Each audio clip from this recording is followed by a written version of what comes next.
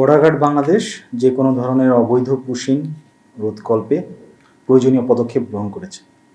ইতিমধ্যে আমাদের Comilla battalion 10 BGB আমাদের দায়িত্বপূর্ণ 96 কিলোমিটার এলাকায় যে কোনো ধরনের অবৈধ পুশিং রোধে আমরা ইতিমধ্যে বিভিন্ন পদক্ষেপ গ্রহণ করেছি।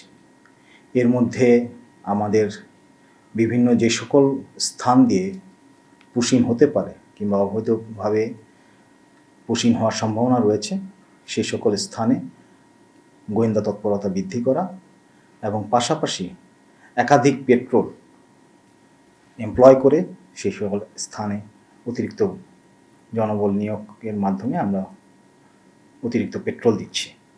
তো আমরা আশা করি আমরা সকল ধরনের অবৈধ পুশিং রোধ করতে সক্ষম হব।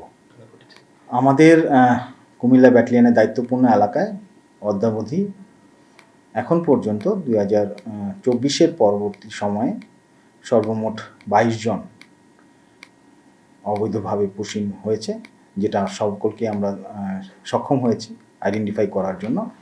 তবে এই বর্ডারটা দিয়ে এই কুমিল্লা বর্ডারের এই অংশ, এটা ফেনীর যে বর্ডার রয়েছে সেই অংশ দিয়ে হয়েছে। তো সর্বমোট 22 জন।